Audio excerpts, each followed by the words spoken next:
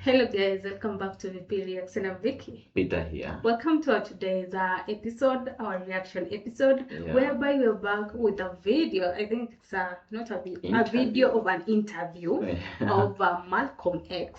Okay. Yeah, and the interview was at Berkeley. Berkeley. Yeah. Oh, sorry. Berkeley. Yeah. Hope I'm just pronouncing it correctly. So the interview was at Berkeley, 1963. Okay, interesting. So you know what Malcolm X always has for us. So stay tuned. Let's enjoy this interview with you. Maybe share your thoughts at the end. And this was courtesy of Trey. So thank you so much, Trey, for the suggestion.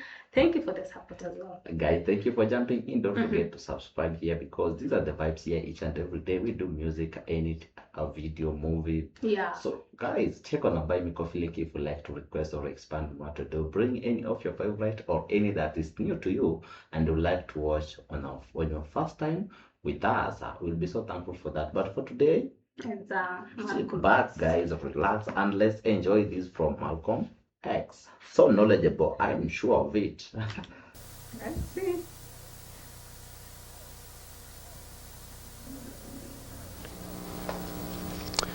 Today, in our discussion of minority groups, we have with us two guests. One is Minister Malcolm X Shabazz, one of the top leaders of the Nation of Islam, or the so-called black Muslims.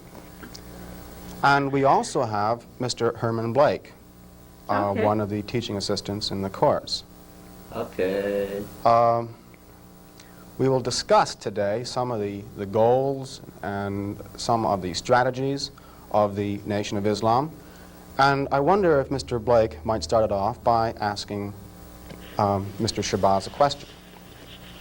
Minister Malcolm, the thing that I thought might be good for starting it off is to talk about one of the most pervasive beliefs in the general society about the Nation of Islam, and that is that it is an organization dedicated to the use of violent means to attain its goals. The question I have is, how true is this, and why do you think it persists in society? Okay. I've never heard of that. The Muslims who have accepted the religion of Islam and follow the religious guidance of the Honorable Elijah Muhammad have never bombed any churches, have never murdered any little girls, as was done in Birmingham, have never lynched anybody, have never at any time been guilty of initiating any aggressive acts of violence during the entire 33 years or more that the Honorable Elijah Muhammad has been teaching us. The charge of violence against us actually stems from the guilt complex that exists in the conscious and subconscious minds of most white people in this country. They know that they've been violent in their brutality against Negroes, and they feel that someday the Negro is going to wake up and try and do unto them as they have do unto the whites as the whites have done unto us. We aren't a violent group.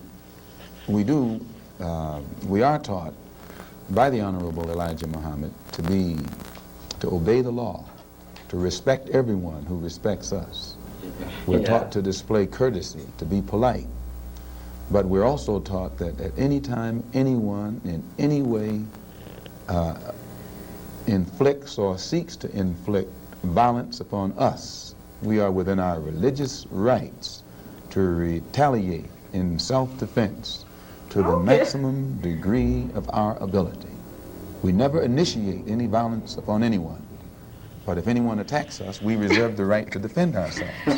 So to accuse us of being violent is like accusing a man who is being lynched, who is being hung on a tree, simply because he struggles vigorously against his lyncher. The victim is accused of violence, but the lyncher is never accused of violence. And I only point this out because The various racist groups that are set up in this country by whites and who have actually practiced violence against blacks for 400 years are never associated or identified or made synonymous with the term violence. But whites speak of Muslims almost synonymously with violence. Whenever Muslims are mentioned by them, violence is brought up, but it's not connected with any other group. This is a sort of a propaganda tactic, or what I would call psychological warfare, to in some way make the image of the Muslims in this country be a violent image rather than a religious image. I'd like to ask a question in that regard. What's interesting is that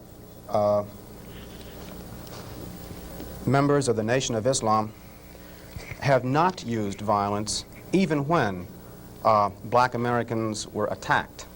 How do you account for this? Does this in any way contradict some of the basic premises of your movement? I don't know how you mean. Well, I you also don't maintain, know. for example, that you will not, or that you should not use violence unless you are attacked by the white man. What? And I think we can note in the last several years, certainly, dozens and dozens and dozens of instances in which Negroes have been attacked, killed in some instances. You mean in these demonstrations? These demonstrations and the bombings, for example, recently in Birmingham where they killed 4 little Negro girls. And what interests me is the fact is that the Nation of Islam has not done anything to retaliate. I think you should be happy. No, the important thing is, does your lack of action contradict any of your basic principles? I'll explain it. You should be happy that Muslims who follow the Honorable Elijah Muhammad, number one, don't believe in any form of integration, and who believe that every mention of the word integration by whites, whether it be from the mouth of Kennedy on down to the mouth of the lowest, raggediest white liberal in the street who is beatnik-like involving himself in these integration efforts, if we believed in it, we would integrate, and we would fight anybody who got in our way or made any effort whatsoever to stop us from integrating. If we really believed that the law of the land, the Supreme Court, and other so-called judicial bodies were for real when they talked about integration, we would integrate. And knowing that the law was on our side, and any effort we made to demonstrate toward integration, why, we would know the law should be on our side, if it's the law of the land. If it is the law of the land, then the demonstrators are within the law, and the discriminators are against the law. But to show you the hypocrisy of the law, when Negroes demonstrate for integration, instead of arresting the discriminators, the law arrests the demonstrators. So this is a foolish move on the part of Negroes. And when you foolishly get yourself involved with an enemy, then whatever comes upon you, that's your business. As Muslims, we believe that separation is the best way and the only sensible way, not integration. And but on the other hand, when we see our people being brutalized by white bigots, white racists, we think that they are foolish to allow themselves to be beaten and brutalized and do nothing whatsoever to protect themselves. They are foolish. They should have the right to defend themselves against any attack made against them by anyone. If a dog is biting a black man, the black man should kill the dog. Whether the dog is a police dog, a hound dog, or any kind of dog. If a dog is sick on a black man, when that black man is doing nothing but trying to take advantage of what the government says is supposed to be his, then that black man should kill that dog, or any two-legged dog who sicks the dog on. Should other black men help that particular person who was attacked? I think you'll find. Well, I just love the way he answers his questions. Yeah. The way he just phrases them like two-legged dogs. Like, who? Yeah, you need to think for yourself. Okay. Who is the two-legged dog? That there will come a time when black people wake up and become intellectually independent enough to think Okay. for themselves, as other humans Yeah. are intellectually independent enough to think for themselves, then the black man will think like a black man, and he will feel for other black people. And this new thinking and feeling will cause black people to stick together. And then at Yeah. that point, you'll have a situation where when you attack one black man, you are attacking all black men. And this type of black thinking will cause all black people to stick together. And this type of thinking also will bring an end to the brutality inflicted upon black people by white people. And it is the only thing that will bring an end to it. No federal court, state court, or city court will bring an end to it. It's something that the black man has to bring an end to himself. Yeah. Minister Malcolm, Okay. let me, on the basis of your two remarks, ask a double-pronged question. One, is it then your assertion that the laws with respect to how Negroes are supposed to have equal opportunity and equal rights in this country are not meaningful or believed by whites? And secondly, what is your opinion and attitude toward the civil rights movement in general, and particularly the Reverend Martin Luther King and his philosophy of nonviolent direct action? If the white people really passed meaningful laws, it would not be necessary to pass any more laws. There are already enough laws on the law books to protect an American citizen. You only need additional laws when you're dealing with someone who is not regarded as an American citizen. But whites are so hypocritical. They don't want to admit that this black man is not a citizen. So they classify him as a second-class citizen to get around making him a real citizen. If he was a real citizen, you'd need no more laws. You'd need no civil rights legislation. Civil rights, when you have civil rights, you have citizenship. It's automatic. White people don't need laws to protect their citizenship because they're citizens. But they don't want to tell us we're not citizens. And at the same time, they don't want to pass laws that are meaningful enough to protect us as if we were citizens. And the Supreme Court desegregation decision is the best example I know. That's a law from the Supreme Court. 10 years have gone by. No desegregated schools. It hasn't been implemented beyond, I think, 9% in 10 years. So this just shows you the hypocrisy of the American white man. They talk out of both sides of their mouth. And for this reason, we who are Muslims, that is, who believe in the religion of Islam, who believe in God, we don't believe that black people will ever get any laws, get any problem with laws being passed or new persons being put in office, white liberals being put in office. There is nothing that the white man will ever do to bring about true, sincere citizenship or civil rights recognition for black people in this country. Nothing will they ever do. They will always talk it, but they won't practice it. And with the Supreme Court, if the NAACP can tell me that they want a desegregation decision for me 10 years ago, but yet the schools haven't been desegregated, as I say, this is a victory with no victory. It's a victory that you can talk about, but it's a victory you can't show me. So if you represent the NAACP and you are telling me about this great victory you won for me, when I look at you, I have to conclude that either you have been duped yourself or else you are trying to dupe me. And in most instances where the civil rights struggle is involved, there is no civil rights leader can point to me one concrete gain, practical gain, that black people have made in the civil rights field in this country, not only during the past 10 years, but during the past 100 years. Okay. Now, the other part was with respect to Mr. King and the nonviolent direct action. Well, I will let Jimmy Baldwin and John Killens and Lou Lomax, the writers, answer that. Speaking right after this church was bombed in Birmingham, Christian church was bombed in Birmingham by Christians too, mind you, and these 4 little girls were murdered.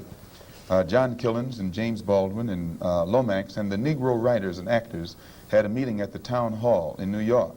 And Killen pointed out concerning these murders of these little girls, said the killings had raised doubts about the intelligence of the nonviolence in the civil rights struggle. He went on to declare that he could no longer be asked to love those who persecuted and killed Negroes.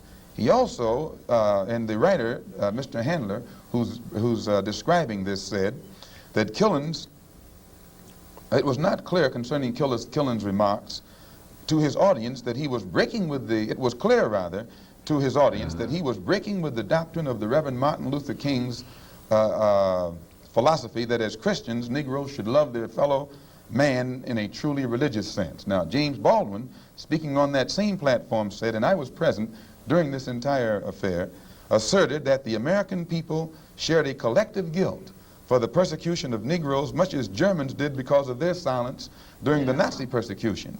He denounced President Kennedy for what he termed Kennedy's lack of passion in the civil rights struggle. Mr. Baldwin said that there could no longer be a Republican Party for the Negro people as long as it listed a Barry Goldwater, nor a Democratic Party for the Negro people with a Senator Eastland on its roster.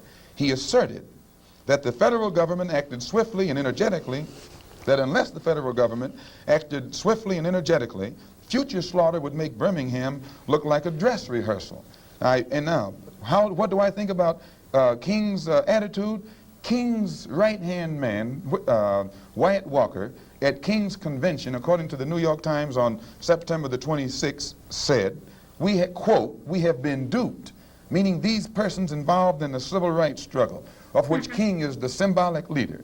His right-hand man says, and I quote, we have been duped, or have duped ourselves, into believing that the chains have been broken, when in truth we have only been chained more securely. Half freedom has in many instances been worse than no freedom at all. Why, don't ask me what I think about their struggle. I can tell you what they think about their struggle.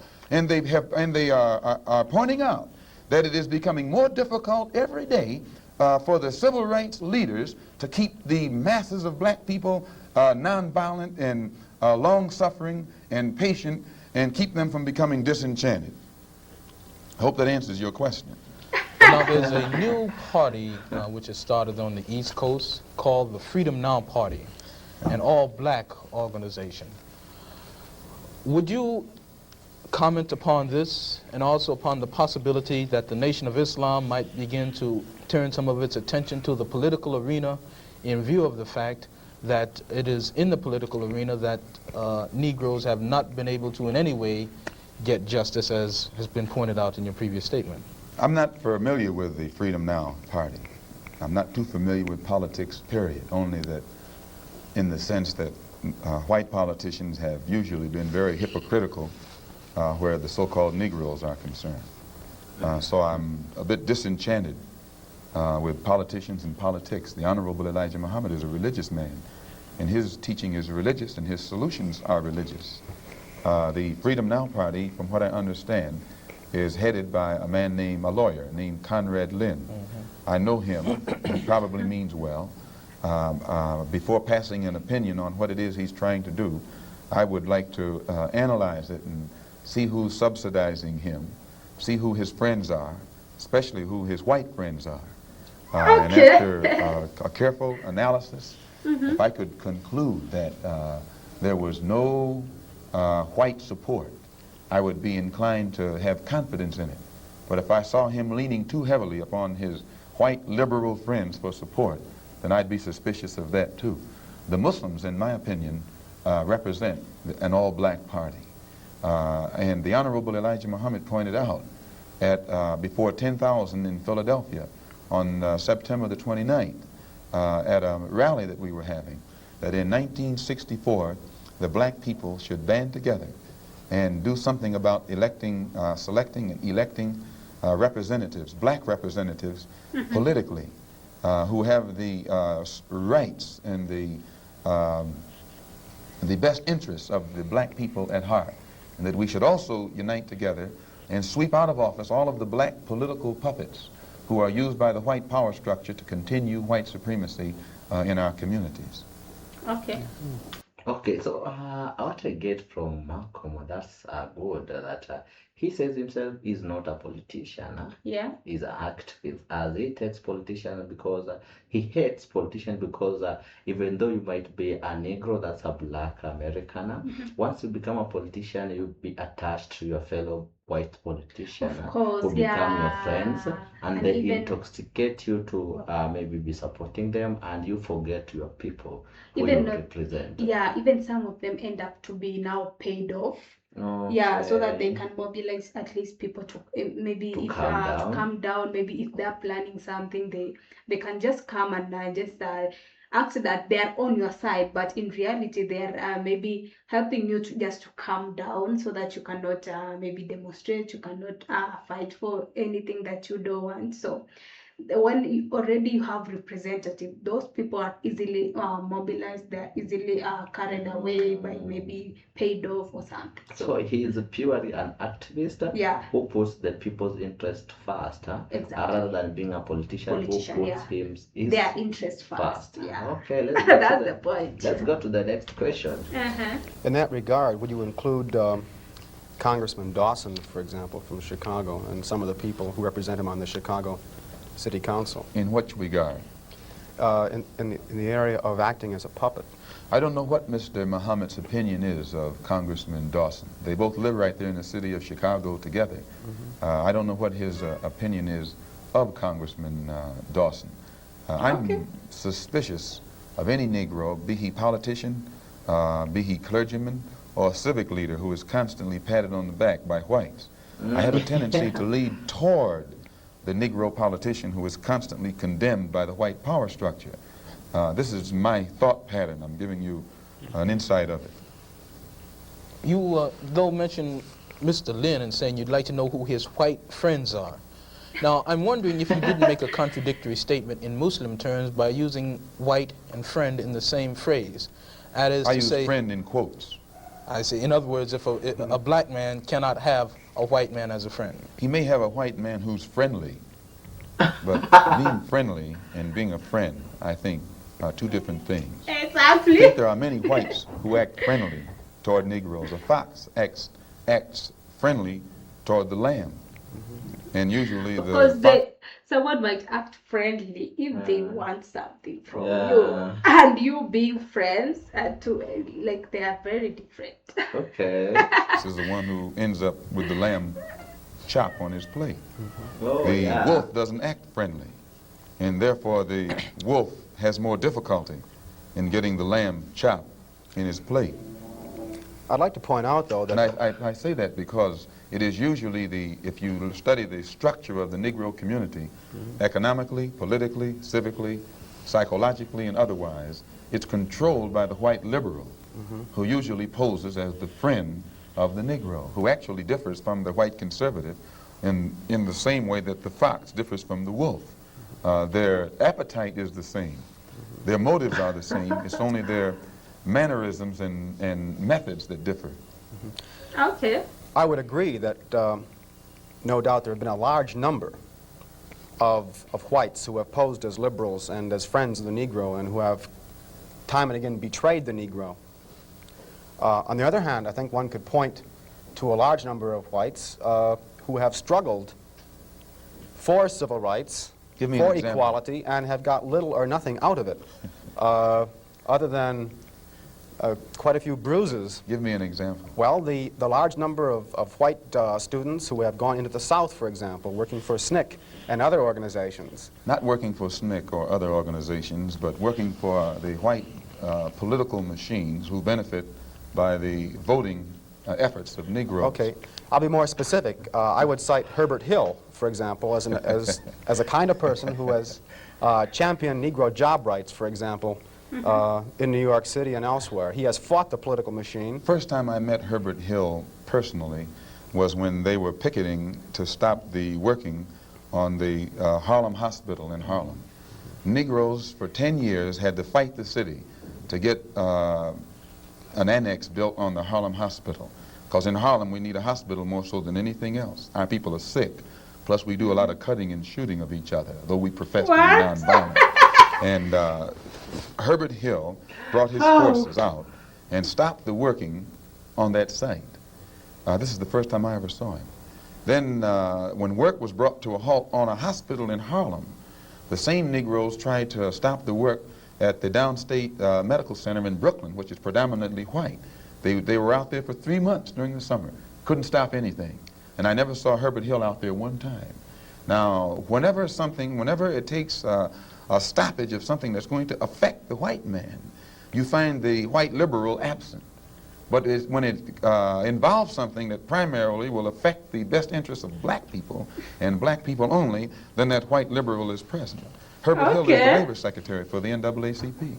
And if he was interested in black people, he would prepare a black man with the type of knowledge and understanding of the labor troubles involving black people that would enable a black man to sit in the same position as Secretary of Labor or Labor Secretary in the NAACP. I'm suspicious of whites who join Negroes and always have to be in the lead, who always have to be the head, who always have to be at the top in Negro organizations.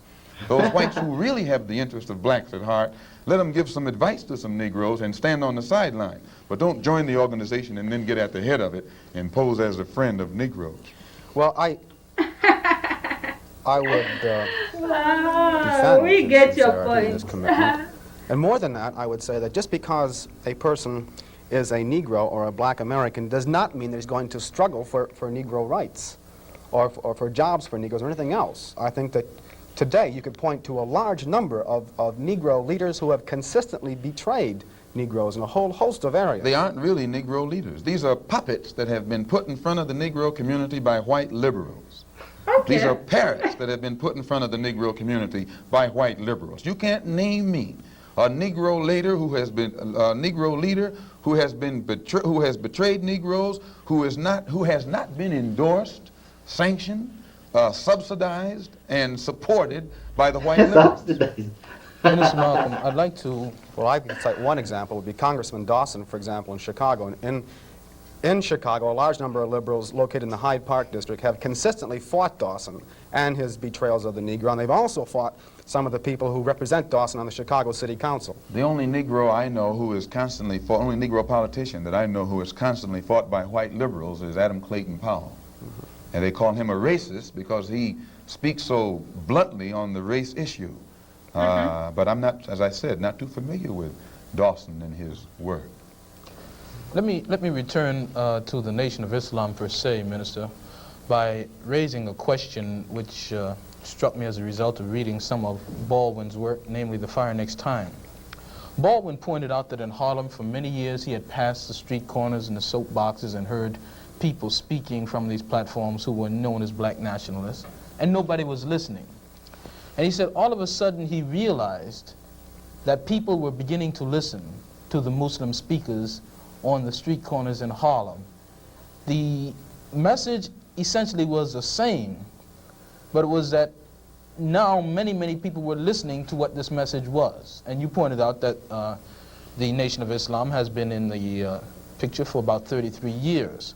What is it, in your judgment, that has caused this tremendous amount of support that the Nation of Islam has garnered in the Negro community in, say, the last 10 years? When you put a seed in the soil, it remains beneath the soil until the season changes. And when the season changes, the seasonal change automatically brings about rather atmospheric conditions, bring about a seasonal change that makes that seed come up or crop grow in its appointed time. And all over this world today, God himself has brought about political changes, a political atmosphere, sociological, social atmosphere, economic atmosphere. These economic conditions, these political conditions and social conditions combine to bring about a situation that is making black people in America more receptive, their mind more fertile to the seed of truth that the Honorable Elijah Muhammad has been planting for 30-some years. And this is springing up today and causing our people to see and understand now what they couldn't see and understand before. What is the nature of this situation which is making black people more receptive? Well, you take in the past, say, 15 years, how the nations have emerged, dark nations have emerged in Africa. Prior to 10 years ago, most Negroes identified Africa with a savage, jungle-like place. And whenever you mentioned the word African, in their mind's eye, they could see the image of someone running around with a spear, with no language, who'd say ugga bugga boo or bwana or something, and who'd be in a jungle running from lions or chasing lions. But then when, after the war, when the United Nations was set up in New York City, black people began to look at men like Tom Mboya. They began to look at men like Nkrumah. They began to... The tomboy is from Kenya.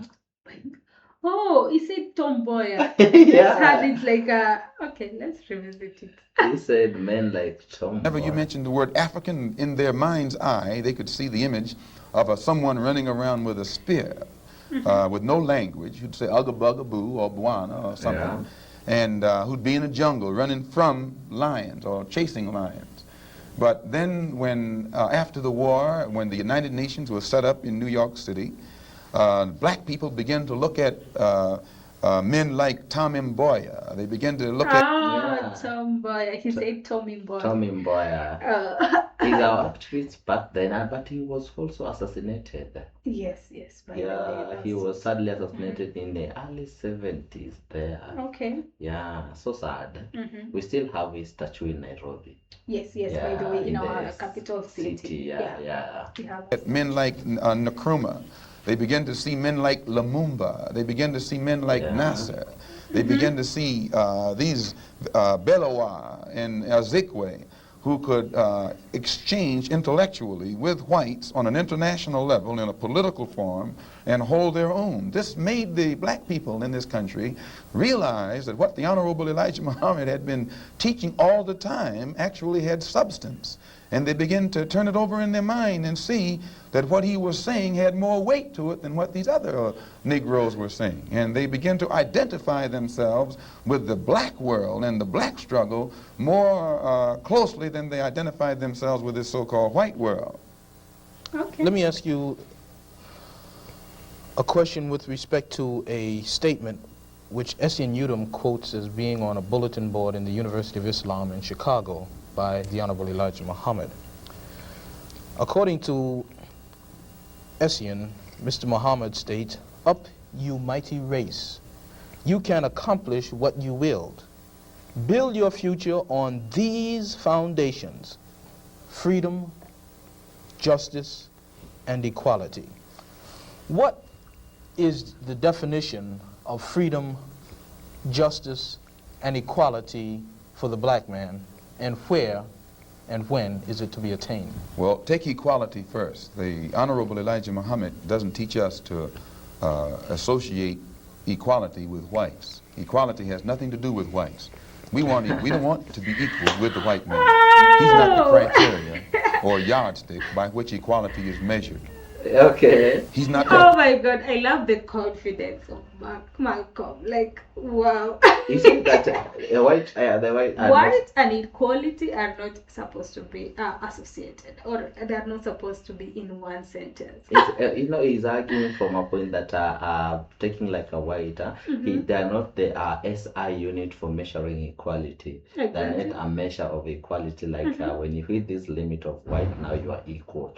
There's no equality. The blacks can also be the measure of equality or something like that. Let's hear. Position to tell us we are equal.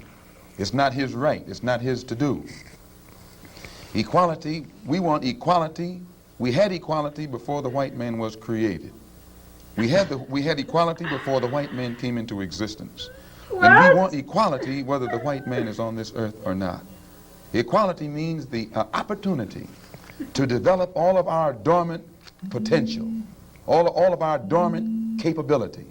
And in developing this dormant capability, the right and the ability to stand on this earth on some land of our own and bring about a civilization and a society in which we will be completely independent, complete freedom to take care of the needs, to take care of the wants and the likes and the dislikes of our people, to establish our own nation, our own society, our own heaven, our own future.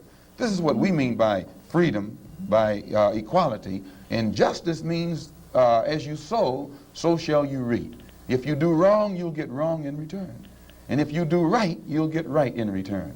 When you're in your own nation, in your own land, you're in a position to get justice. But when you're in another man's country, in another man's land, under another man's flag, and under another man's government, and under another man's court system, you have to look to that other man for justice, and you'll never get it. And Negroes in this country probably are authorities on that. Yeah. To what extent does this formulation approach that expounded by Zionists? They, for example, many Zionists maintain they could never expect justice in the Tsarist courts and the courts found in other countries in Eastern Europe and so on. And they decided that it would be wise to establish a separate state in Israel. And all of the world powers got together, the white world powers, I should say, got together and helped all of these white Jews to establish a separate state in the heart of a dark-skinned people's territory.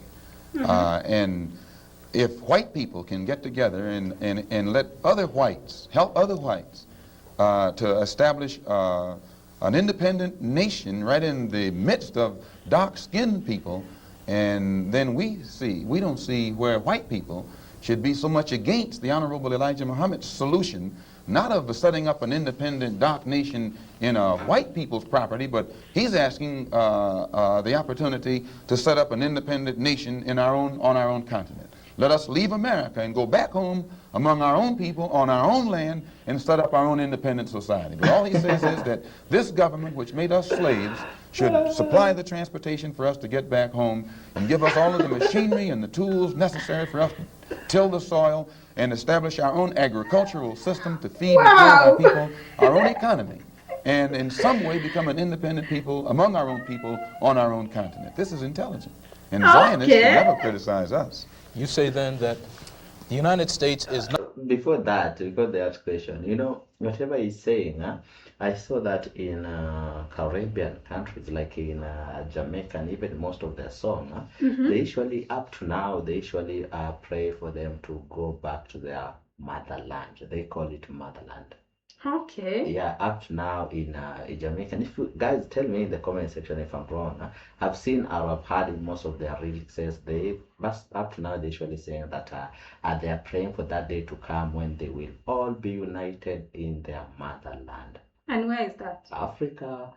So they can't, like, they're still maybe under the rule of some other country? No, they're just okay, but they are wishing to connect to their motherland. And that's majorly they talk of Ethiopia, meaning the origin of where they came from. Okay. Yeah, that's what they are. And they believe that there's a prophecy from Jamaica that they say that their Messiah was born in their motherland, that's being Haile Selassie, who they... Yes. Yeah. So you see, I think Malcolm might have a point there. Not the black man's country. Definitely American laws are not black men's laws. No. So, American laws are not the black man's laws. Well, the laws here in America were made by white people for the benefit of white people.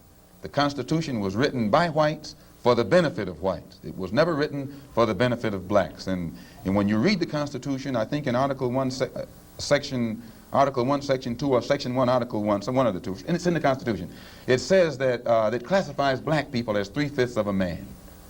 3/5 of a man, subhuman, less than a human being. It relegates us to the level of cattle, hogs, chickens, cows, a commodity that could be bought and sold at the will of the master. No. It was written by whites for the benefit of whites and to the detriment of blacks. And when a black man stands up talking about his constitutional rights, he's out of his mind. Now, Minister Malcolm, in our textbook, which the students have read, supposedly, there is a statement, which is a quotation from Essien and essentially that from Lincoln, to the effect that the Nation of Islam does not have a great deal of support in the Negro community in this country by and large. And a recent national poll of American Negroes found that leaders and rank and file, according to their statistics, supported the Reverend Martin Luther King somewhere over 90%, whereas the support and favorable rating that they gave Minister Muhammad was less than 20%, and somewhere around 45% of them gave an unfavorable rating to Mr. Muhammad. What would your response be in terms of Baldwin's statement that this is a growing thing and the kinds of evidence that we have that there isn't much to it? Well, that statement I just made concerning the Constitution is Article 1, Section 2 in the Constitution, where it classifies us as chattel. Baldwin did point out that Mr. Muhammad has the only grassroots support and is the only one whose whole following operates or functions on a mass vehicle. And I think Baldwin told Dr. Kenneth Clark that Martin Luther King is at the end of his rope. Now, concerning the poll taken by Newsweek magazine, I think you said that this was the leaders who said that, who went with King and against Mr. Muhammad around 90%. I just told you a little while ago, these leaders that they call leaders, this included Lena Horne, this included Dick Gregory, and this included comedians, comics, trumpet players, baseball players. Show me in the white community where a comedian is a white leader. Show me in the white community where a singer is a white leader, or a dancer or a trumpet player is a white leader. These aren't leaders. These are puppets and clowns that have been set up over the white community and over the black community by the white community and have been made celebrities and usually say exactly what they know that the white man wants to hear. And it is an honor, actually, that they endorsed Dr. Martin Luther King and were against the Honorable Elijah Muhammad. That's actually an honor. Now, when you say that they also, in this same Newsweek poll magazine, I think the pollster said that he went into the Negro community and asked about the Muslims. And many Negroes whom he asked said, well, I never heard of the Muslims. Who are they? You know, this is the rank and file we're talking about. Oh, yeah. Now, when they got down to the rank and file, this was the answers that they got. This is equivalent to the situation in Kenya during the Mau Mau uprising, when many frightened whites in Kenya, Africa, would go among the Africans and ask them, what about the Mau Mau? And the African would say, I never heard of them. And the same white man who would ask the African this question and very naively believe what the African said, when he went to bed that night, he would lose his head. And usually the one who took his head was the same African who told him that afternoon he had never heard of the Mau Mau. Oh, that's funny. crazy.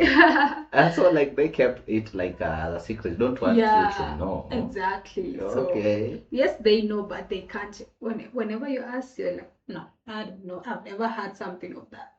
But afterwards, you come and attack the same person. He was inquiring about it. Exactly. Oh, so he had a clue. So why are you asking? Yeah. Except in the Newsweek poll, they used Negro interviewers. You'll find that oftentimes Negroes are as much on guard around Negro interviewers, who usually represent the bourgeois element of Negroes, as they are on guard around whites. Usually Negroes know that when this bourgeois Negro walks through the door, he is not doing something that he's initiated himself, but he's involved in something in which the white man is the absolute author of and has sent him to the Negro community for some information. And when they give that Negro some information, usually they give him the information that they want him to take back to the white man, because that's who he's going to take it back to. Our time is just about up, Minister Malcolm, and perhaps you could summarize and conclude by giving us, in your opinion, or in the opinion of Mr. Elijah Muhammad, what would be the ideal solution to the racial problem in the United States today? Well, on Thursday, October the 3rd, the New York Tribune, in an editorial, pointed out in Boston, in an article called The Civil Rights Iceberg, they pointed out how Kennedy had realized that beneath the water, the civil rights whole problem was political suicide. Because in his own hometown, the head of the Board of Education, a woman named Mrs. Hicks, was running against the NAACP philosophy, and she swept aside all other opposition. The whole white community supported her in opposition to the NAACP's desire for integrated schools, integrated housing, and otherwise. So I say that to say this, that even the Jewish community, which is supposed to be pro-liberal, went against the NAACP. Whites are against integration in practice, but they're for it in principle. So the only solution is separation. And the Honorable Elijah Muhammad says that this can be brought about simply by letting our people be exposed to the truth about ourselves, about the white man, about our history and our condition in this country. And once we are exposed to the complete truth about things as they actually exist in this country, the masses of black people will choose complete separation from this entire system, political system, economic system, social system, and whatever other aspect or description or adjective you want to attach to it. Let us go back home to our own people, live among our own kind, and solve our own problems ourselves. And if the white man doesn't want us to go back to our own people and live in our own country, then since we can't get along together in peace on this country with white people, let us separate part of this continent, migrate to that separate territory, let the government give us everything we need to establish our own independent economic system and society, and thereby we'll be able to solve our own problems ourselves and prove that we are human beings and a part of the human family and can do for ourselves what other humans have done for themselves. And then we'll be able to stop blaming the white man for what he has done and stop begging the white man to solve our problems. We'll be able to solve our problems ourselves. Oh, Thank you that's very crazy. much. That's it. That's it. They can't add anything to it. Oh. Oh. Oh, okay. Has it ended? I think so. Yeah, it ended there. That's tough. Oh wow, That's that's tough. a strong ending. Like, Yeah, that's. how will we be able to solve this racial or racism and all that? Like, we have to go back to our own roots. Like, Our own that's home. yeah. Or we split the continent. Then we go to the other side, solve our own problem, have our own leaders, find our own solution. If we cannot live together in peace. Okay, But that's crazy. he has a very strong stand, and Yeah. I've noticed Mhm. he has done a very big and large deep research. Of course, yeah. Yeah, The not way even about Mau.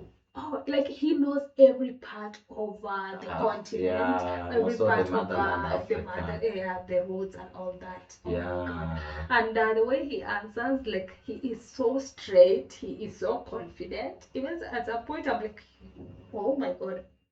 He doesn't even have a little fear, like that fear that you're like, oh my, if I speak this, Yeah. people would be on my neck. So he's not that kind of person. But he has really enhanced me with the Mau thing. Yeah, and tomboy, Yeah, and like tomboy. Those are the back then our activists. true, Yeah, true. and the Mau guys was a organized group, a secret organized group Yeah. that helped our country to gain independence. True, yeah. And Yeah, most yeah. of them were really tortured. Yeah, by the way, those who were caught, their Yes, leaders. very, they was tortured very, very bad. Yeah. Yeah. But at least they are They achieved. they are achieved and they are recognized. Yeah, by Yeah. the way, yeah. But With Malcolm, I think he has very much to talk to. You can't even finish what he says. and I really enjoy every part of His this philosophy, conversation. his And thinking, his thinking, yeah. I think he can make a good teacher. First, he gives you an example of what he is going to take, and and now he gives you a point of why he has given you this example. And then he likes quoting things. True. Yeah, from the magazine. What He has somebody says. evidence, he has Yeah, receipts. he has receipts. That's the right thing. He has receipts. So what he has said or what you said or somebody said, yeah. he has very good receipt recorded like from this magazine. This writer said, I really like that. But the next thing I'm concerned is that we only know about Martin Luther King, Honorable Muhammad, but all the other ones that we'll be mentioning, they were new to us. Oh, by the way, he mentioned some 3 guys who wrote, who quoted something that he writers, wrote. So you guys may tell us more about the writers and maybe share something that you think it's you want us to know or add the something. situation, Tell us, did he help and on that time or according to what was he saying, what could he better the situation at the moment? Tell us.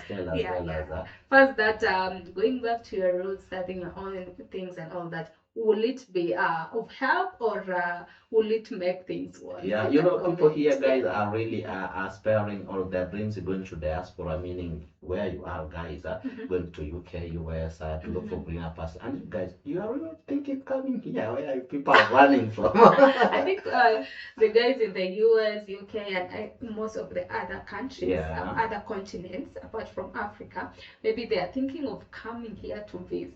Okay, to just visit. to visit, to tour around. To visit. Yeah, that's their aim. Most of them, they come to or maybe it can be your retirement plan. It's a cool place. Even some of them come to live here. Yeah, it's a good place. I think in most of the African countries, getting maybe citizenship here is not that hard compared to the other continents. Yeah. And also, as long as you have money, you're living, you're paying your bills, the citizenship will just come on its own. After some time, maybe you've lived like 8 years or 7 years, you'll just get it. Otherwise, guys, thank you for watching. Don't forget to give your genuine comment on the comment section. Like it, subscribe here. Thank you, Trey, for this. So engaging, so funny. I so know this is gonna be more engaging in the comments, so we will be waiting. Otherwise, thank you for your time. Bye bye.